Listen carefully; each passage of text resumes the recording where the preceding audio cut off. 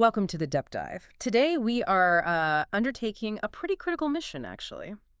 We're going to extract the key intelligence from the source material around Jack Carr's newest novel, Havoc. Yeah, and this is interesting because it's not just, another installment. The sources are really clear. This is a major shift. We're talking a prequel series. Focusing on a legendary character's father, right? James Reece's dad. That's exactly it. We've got a stack of, reviews and promotional stuff here, and the focus is definitely on understanding this massive reset back to 1968.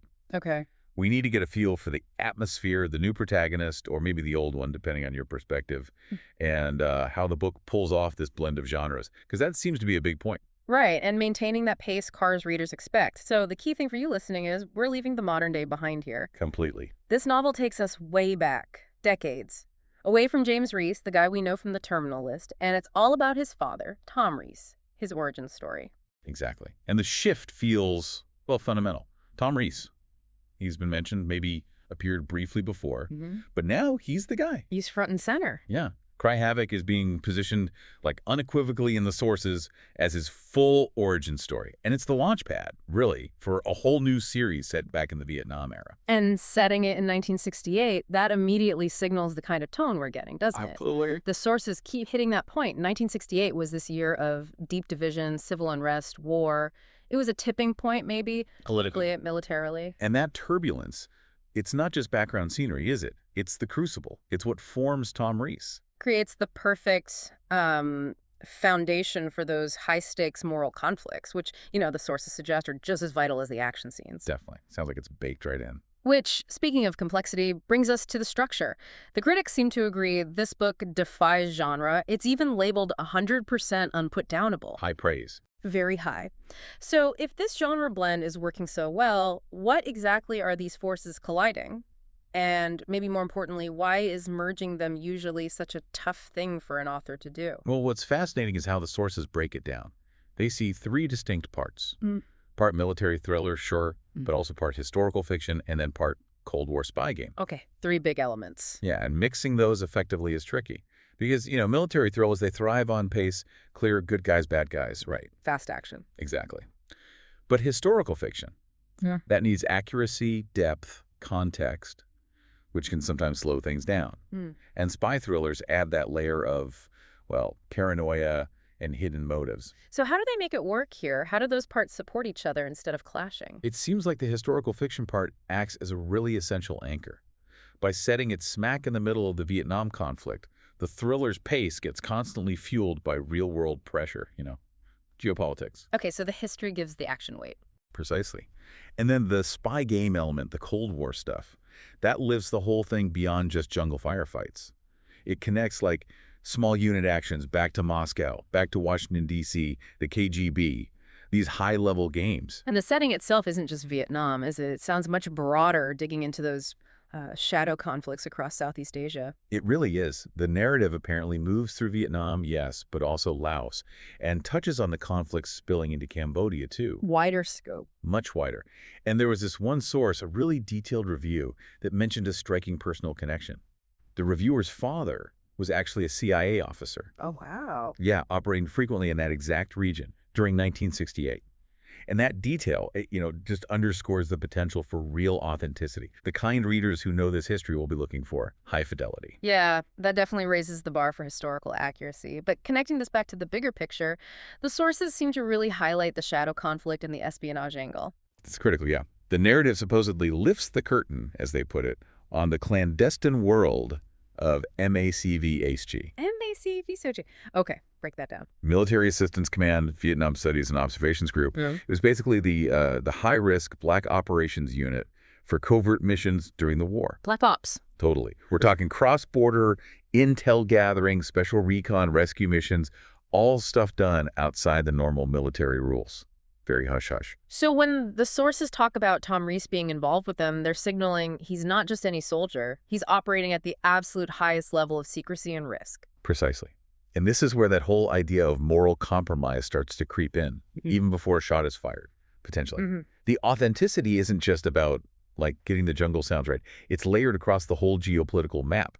From the KGB's dark corridors to the muddy trails of Vietnam, it forces the characters into these really murky gray areas. Loyalty, betrayal, sacrifice. It sounds like the book is designed to make you question who the real enemy even is, especially when so much is happening in the shadows. I think that's exactly the point, that institutional pressure, the moral weight. Which leads us right into the next section.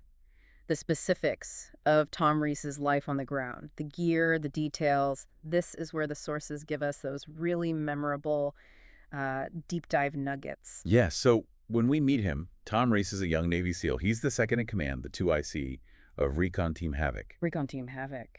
And they're attached to MECV SOG, that super secret unit we just talked about, which means, they're not fighting big battles. Their whole job is deep reconnaissance missions, way behind enemy lines. And the source material gives us one statistic about Recon Team Havoc that it drives home how incredibly dangerous their everyday work was. It's chilling, honestly. We're told the team had made contact, meaning a firefight, in 11 out of their last 13 missions. 11 out of 13. Just stop and think about that for a second.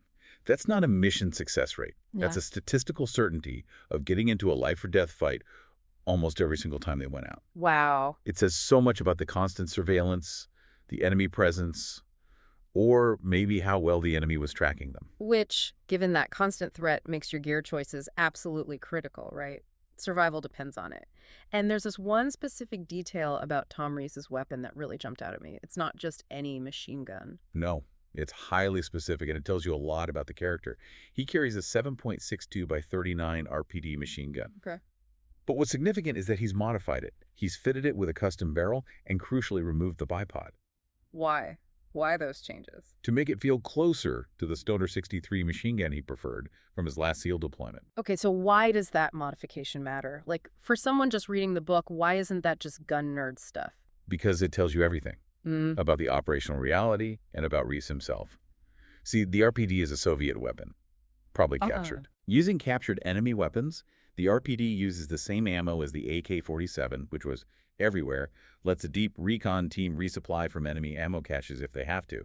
It avoids leaving a U.S. signature. Right, smart. Plausible deniability almost. Exactly. But here's the kicker.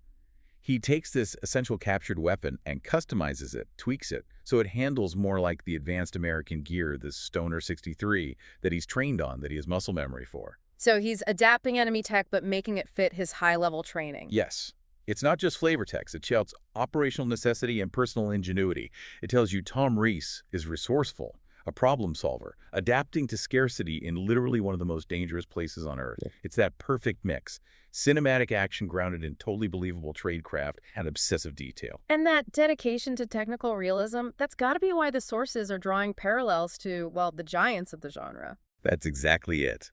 That technical commitment is why one reviewer flat out states Carr is cementing himself as, and I'm quoting here, not only the hottest author in the genre today, but a worthy heir to Tom Clancy's throne. Wow, heir to Tom Clancy, that's huge. It is, because he apparently delivers the gear, the high stakes, and the geopolitical context that makes all those little details actually matter to the story. Speaking of high stakes, let's shift to the narrative itself, how the story unfolds, because it sounds like this book doesn't exactly ease you in gently. No, not at all. The opening scene apparently just drops you straight into chaos, an immediate explosive ambush deep in the jungles of Laos. Okay, starts hot. Yeah. Reece is lying low in the mist, senses forces closing in. But the really terrifying detail is that the enemy NVA trackers seem to know their exact location. Which right away suggests compromise, doesn't it? Like someone gave them up. It absolutely does. The source emphasizes that finding a clandestine MACVSO team with that kind of precision, it doesn't just happen by chance. That feeling of betrayal, maybe internal, is baked in from page 1. And the actual firefight? How does it kick off? Violently. It's triggered when a war dog and its handler apparently stumble right onto Reece's position. Oh, man. And then it's just pure adrenaline. Chattering machine guns, helicopters going down, and... Oh, God. Well, the review mentions a shocking final moment, but is very careful not to spoil it. Okay, so it hooks you hard and fast. Definitely channels that immediate, unforgettable energy.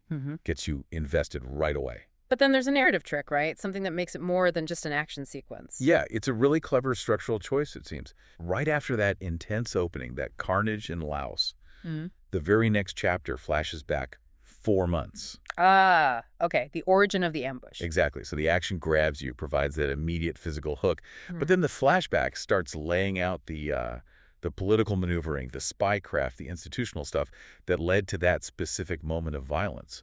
We, the reader, know the horrible endpoint of that journey. But we have to read on to find out who paved the way, who set them up. Precisely. Who built the road to betrayal? It ensures the book isn't just about, battlefield heroics. Right. It keeps the focus on the bigger picture. Absolutely.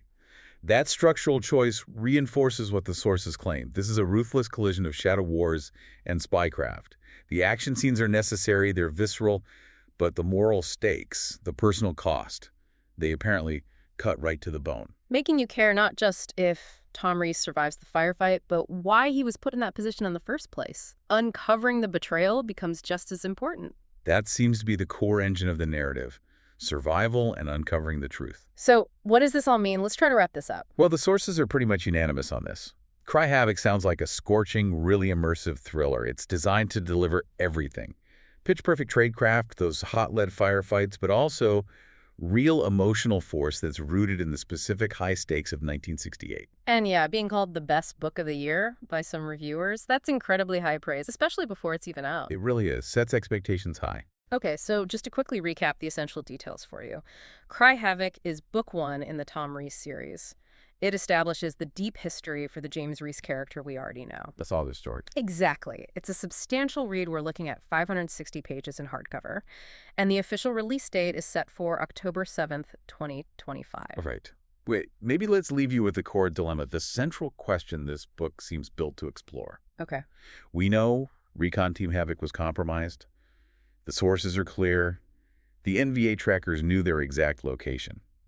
Now, given who they were, a top-secret MACVSO team operating deep in the shadows of the Cold War, what kind of devastating betrayal would it take? Yeah. What massive institutional failure or maybe profound personal sacrifice would be necessary to put the father of an iconic character, an experienced Navy SEAL himself, into a situation where he senses that inevitable danger closing in? That question, that idea of devastating institutional betrayal tangled up in the moral swamp of 1968 espionage, that feels like the real weight of this whole story, doesn't it?